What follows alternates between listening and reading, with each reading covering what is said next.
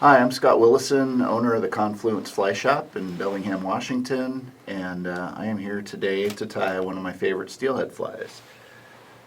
With the recent release of the latest Star Wars movie, I thought it would be apropos to tie a little steelhead prawn pattern I like to call the Prawn Solo. And I am going to start with a 40 millimeter Senyo's articulated shank here. And then start by just putting a thread base. I like to use Uni 6/0 in kind of a fire orange color, which will match the fly nicely. And I'm just going to start by laying a nice thread base here.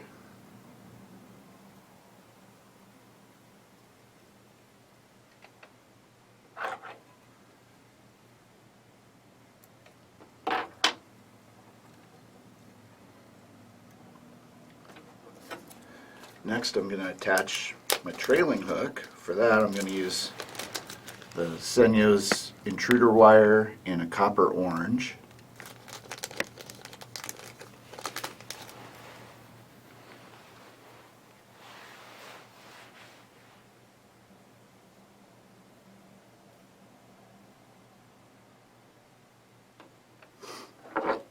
Use a pair of wire cutters to cut off several inches of this.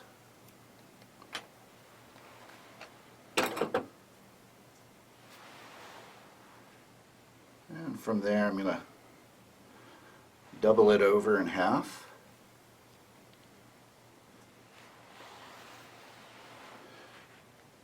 Pinch a loop. Some guys like to attach their hook afterwards. I find I have an easier time gauging where I want it to be if I put the hook on beforehand.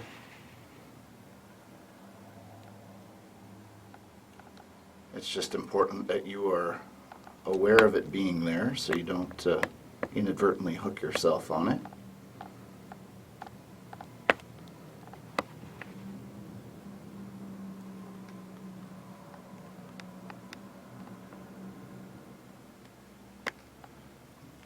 Put a little tension on that, get that nice and straight.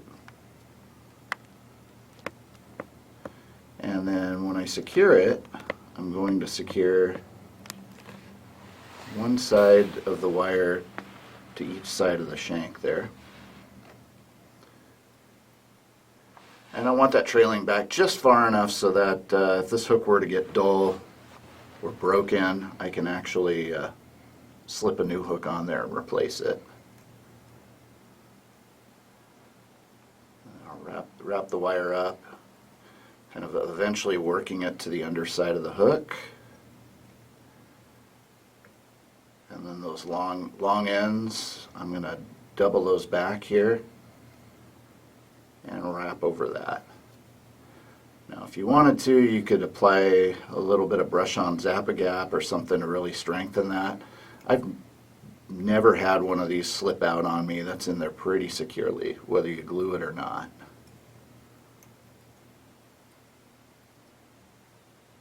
Alright. Next, I'm going to show you how to make a pair of eyes for this fly here. I think big, prominent, dark eyes on a prawn pattern are a very worthwhile thing to have. Give Mr. Steelhead a nice trigger point. I'm going to start with this. This is just a big roll of 80-pound P-line. Any sort of heavy monofilament will do the job. I'm going to cut several inches there.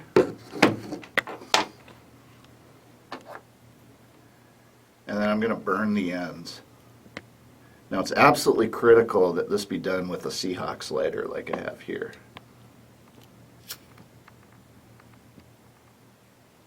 I'll just kind of use the blue part of the flame that might catch on fire a little bit.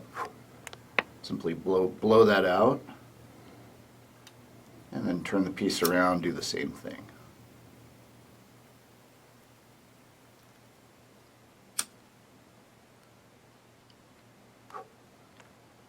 Alright, so I've got my eyeballs here. Now I want these to be really nice opal black color. I've got just a little bit of black paint here. Shake that up.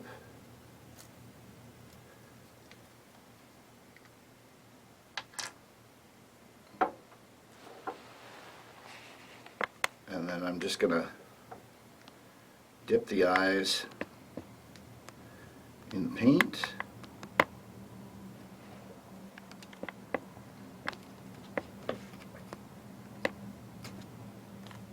And then I've got a nice little alligator clip. And I'll just set that aside here in my drying wheel to dry for the time being. And then we'll come back to that one in a second here.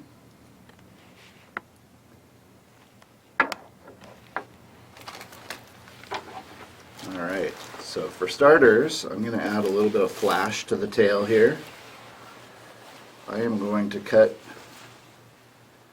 exactly 4 longish strands of pearlescent Flashabou.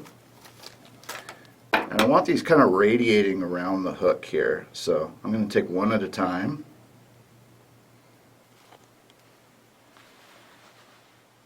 And I'm going to try to tie this in quarters around the back of the hook there. So tie it in the center, fold it back.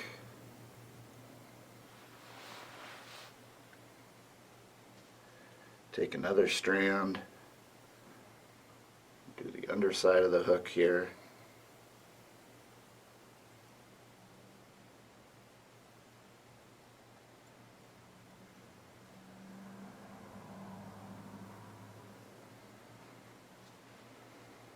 And then I'll do the sides.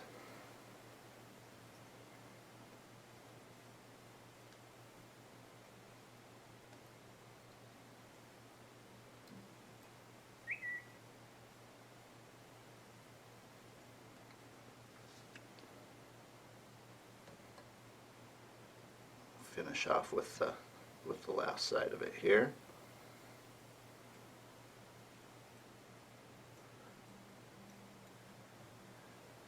And I want these trailing back just slightly longer than the hook. I also don't want them all to be a uniform length, so I'm going to kind of snip them randomly here and get them at different lengths there. It just gives a more natural look to the fly in the water. And there we go. Next, I'm going to add a tail of yak, which I'm going to tie in much the same way. In this case, I'm going to use some yellow yak here. Now, yak seems to be a little more difficult to find these days, so I also use Farrar blend a lot, or slinky fiber for this fly too. I kind of alternately switch between the two. Whatever material's handiest. So I am going to start by tying the yak in the middle on the top of the shank there. And then I'm going to fold the rest of it around to the side, my near side in that case. And then I'm going to take the other section I have and do the same. Start by tying it in on the bottom of the shank.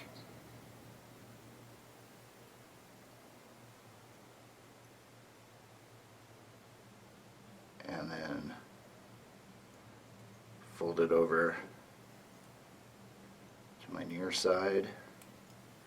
And then just bind that down. Now, right now I've got kind of an unruly mess at the rear portion of this fly. I'm going to trim that yak down. I want it just about even with the back of the hook, and I'm going to kind of move my scissors in and out as I'm cutting it so that I get a little bit of a taper. I don't want a real blocky cut on that. And there we go. Trim that up just a little bit more.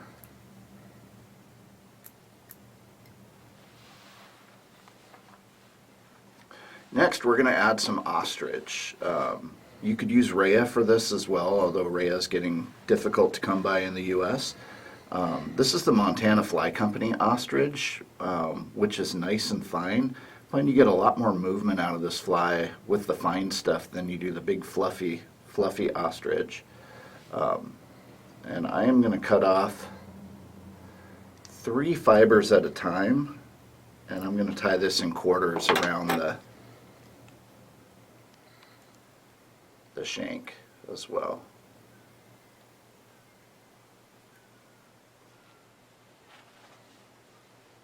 And I want this ostrich slightly longer than the yak.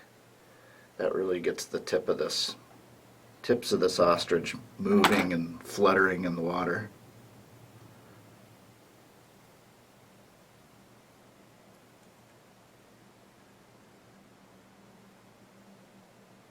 There's my second quarter.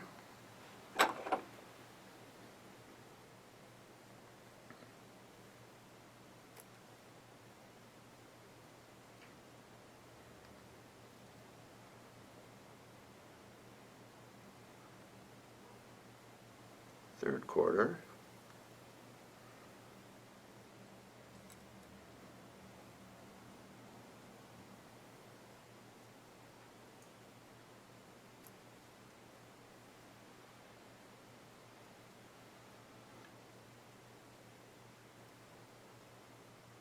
And the fourth quarter.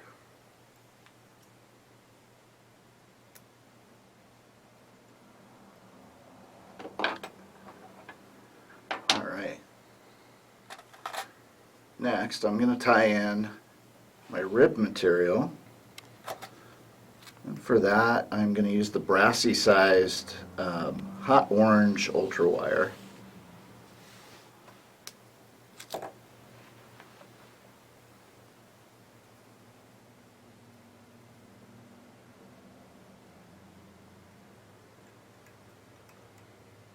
I'll tie that in on top of the shank here.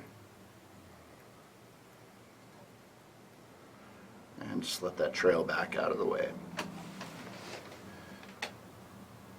At that point, I am going to create a dubbing loop with my thread. And then I'll advance my thread midway up the shank.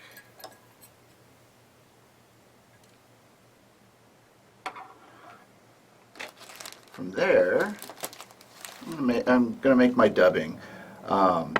There's a lot of different dubbings that work for this fly. I like to make a mix of my own. I will often start with Angora. It's just nice and buggy.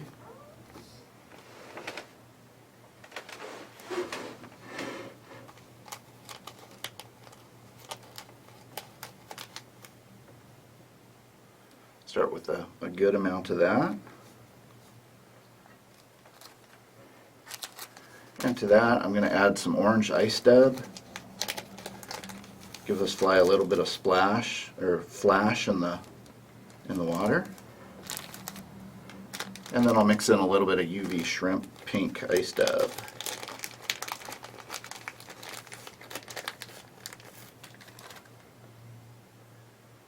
And if you're just doing one fly at a time, I'll just take it in my hands and kind of hand mix that and get that all blended in together. If you wanted to pre-make a bunch of dubbing for these flies, getting a couple of dog brushes or the new hairline dubbing brushes and mixing a bunch at a time would work very well.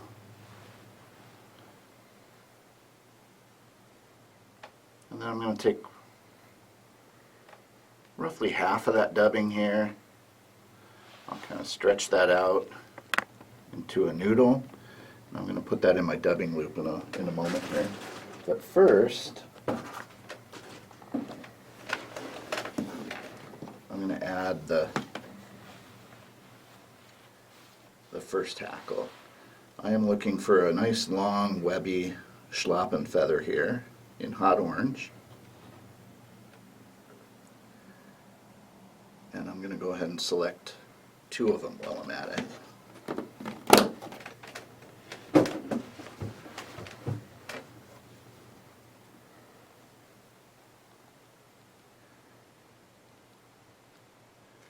going to strip away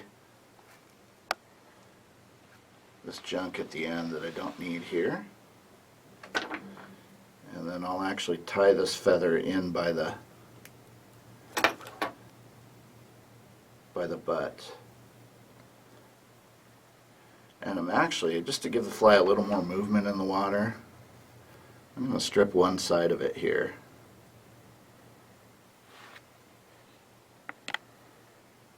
I've got the fibers off of that.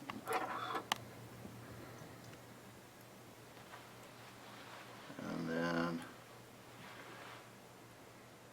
tie that in by the butt, right back by the dubbing loop. And then move my thread up there.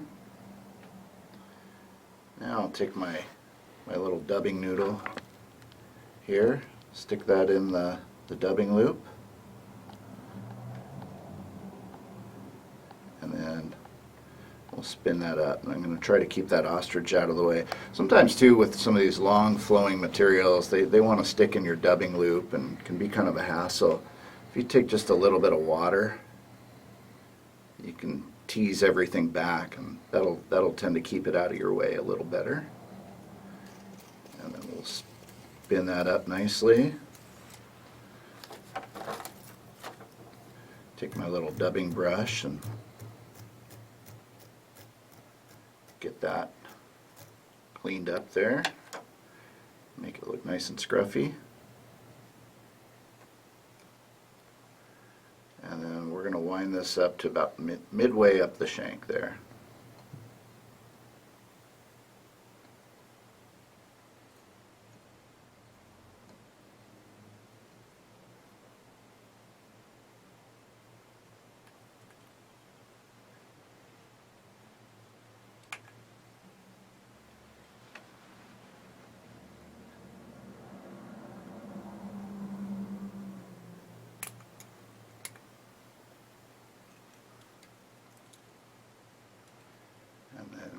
Tie that off.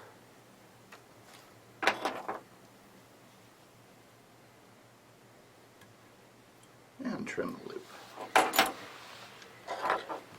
Alright, from there we're going to wind our Schlappen up.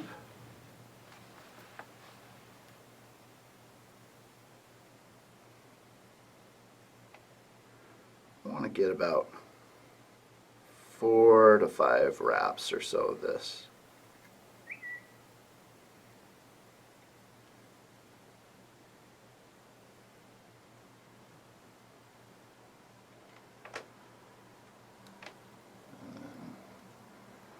We'll tie that off.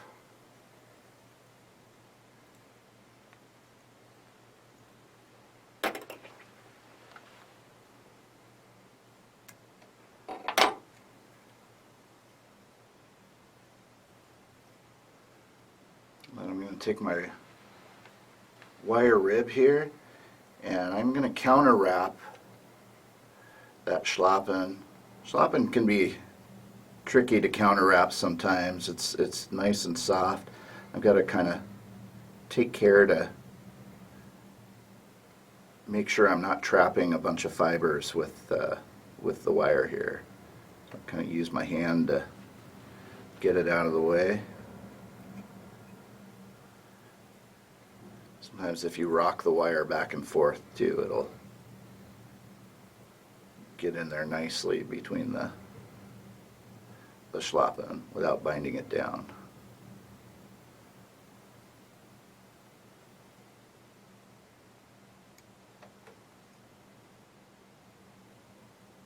There we go.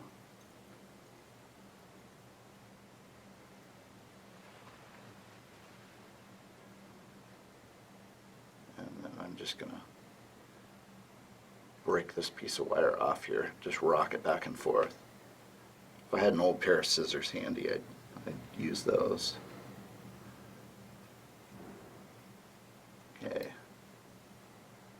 Next, I am going to attach my eyes here.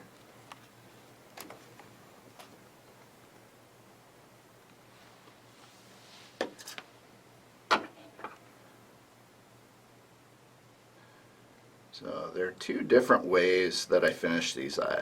I really want that paint to stay on there, so I like to coat them in something.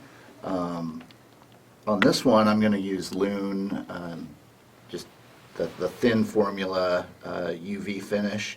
If I'm doing a whole bunch of these at once, I'll use a product called Liquid Fusion. It's just a liquid urethane, and then I put them on this drying wheel and I'll just rotate it so I get a nice even cure on there. But for this, I will use the Loon UV fly finish.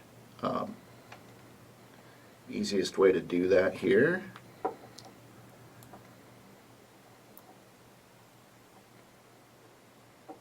Just take the brush out, brush a little bit on the ends.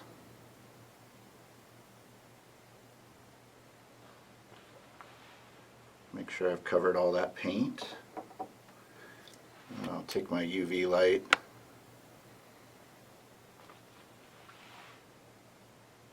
About 15 seconds there. And that one's done. And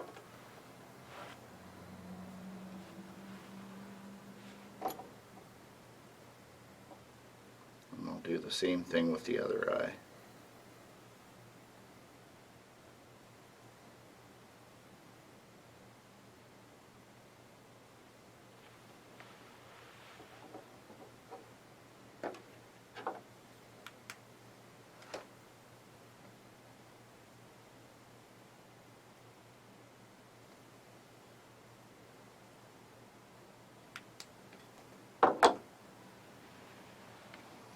Alright, and then I want these eyes to kind of stick out a little bit. I don't want them to matte back along the body. So what I'm going to do is even up the eyeballs here, and then just take a pair of needle nose pliers, or these are my barb pinchers here. About midway down the eye, I'm just going to pinch them and then set a little bend in them there. Get the eyes bent. And in this thicker monofilament, they tend to stay put that way. And then I want these going back about as far as the eye of the trailing hook. And I'm just going to mount one to each side.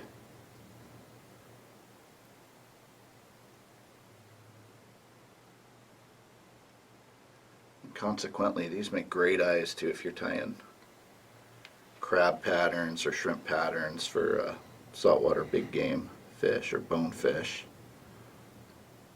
Real easy way to make your own eyes. Then I'll set one on the other side of the shank there.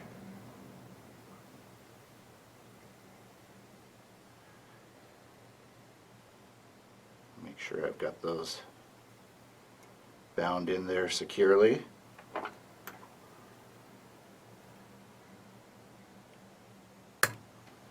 And then I'll trim off the excess monofilament. From there, I'm going to take a hot orange dyed pheasant rump.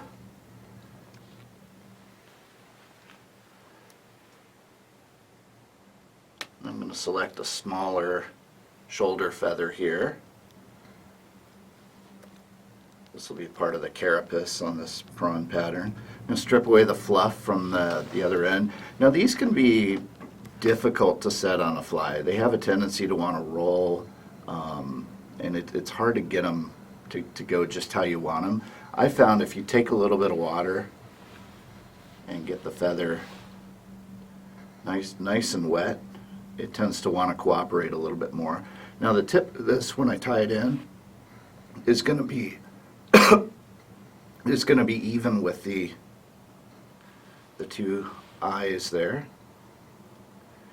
And I'm just going to mount that over the top of the fly.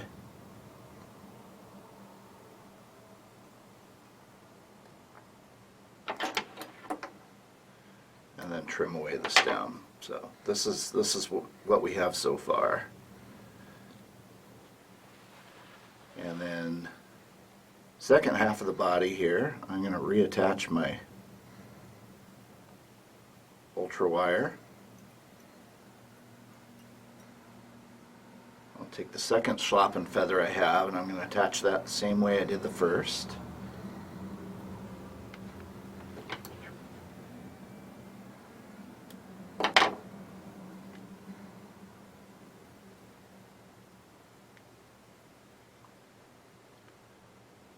Remembering to strip one side of the fibers away here.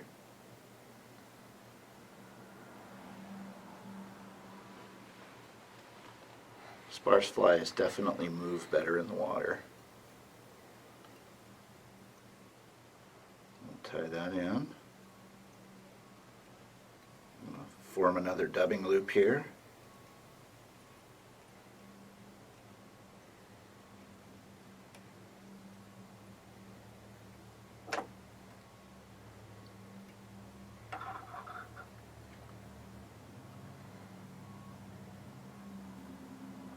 Take most of, but not all of,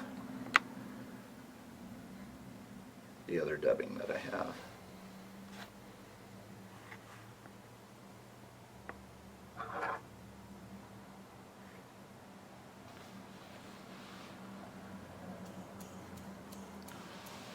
Spin that up.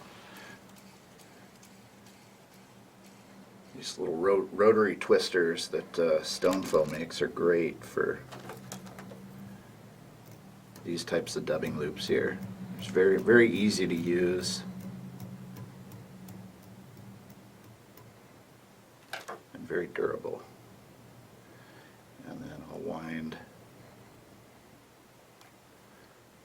the rest of this up, not quite to the eye of the hook. I want to leave myself some room for a head on here.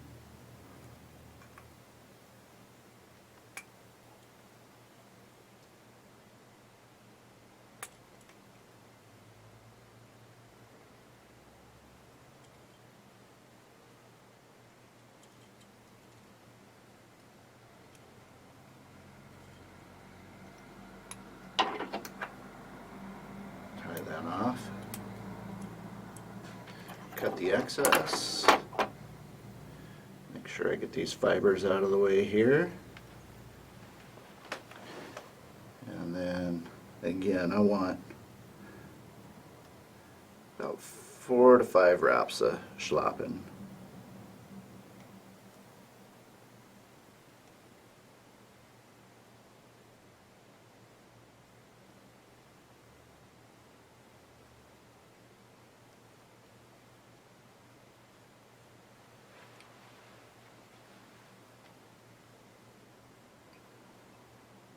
Once I tie that down, I like to sweep the tip back and tie back over it a little bit, just for that little extra bit of durability. I'll cut the tip off there. And then I'm going to take the rest of my wire here and very carefully counter rib it.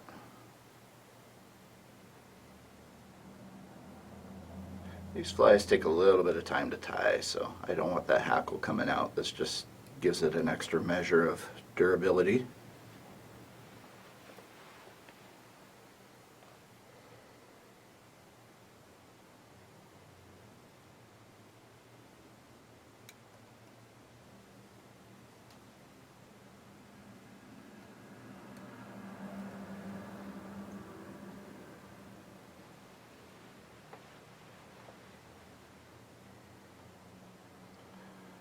Now that I've got that tied down, I'll just rock it back and forth until the wire breaks.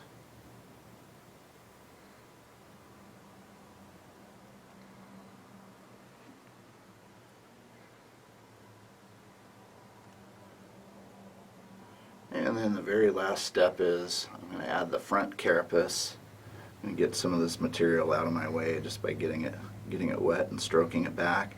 You can also kind of tame some of the Schlappen down under the hook there.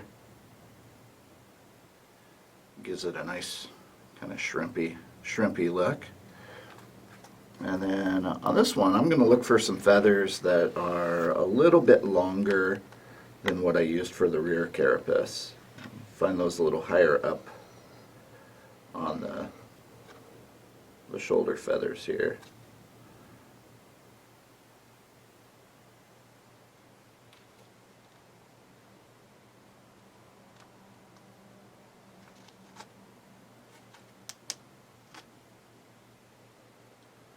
There's one, and for the front carapace I'm actually going to use 2 feathers.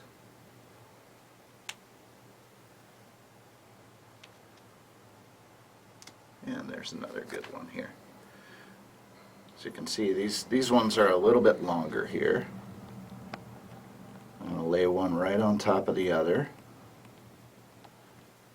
Make sure they're even, and then I'll strip away all the fluff that I don't need at the bottom here. And again, getting these to cooperate just takes a little bit of water here, and then it's almost like a temporary glue that keeps them together. From there, I want this one measuring back about as far as the rear carapace. And if I kind of pinch the sides, or pinch the feather down around the top of the shank, I can take a couple loose wraps of thread and then tighten it up.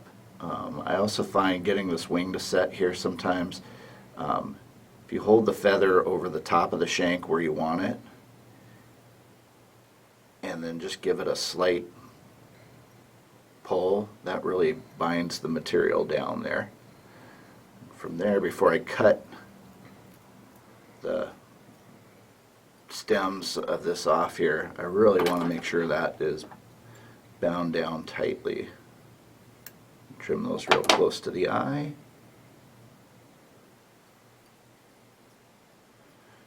Take a few more wraps, just build a nice neat head.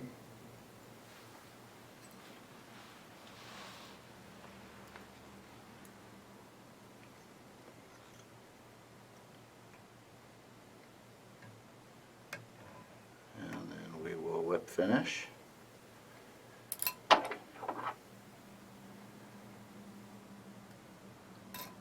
fly may not look terribly exciting from the side view, but if you take a look at the top view there, that's got a very buggy, very swimmy, flowing, prawn-like appearance in the water.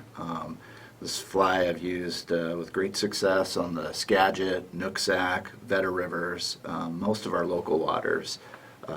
When there's a little bit of color to the water and I want something with a brighter silhouette there, this seems to do very well for winter steelhead. And great looking fly in the water, one that you can have confidence in. I know I certainly do. There you have it, the Prawn Solo. Thank you.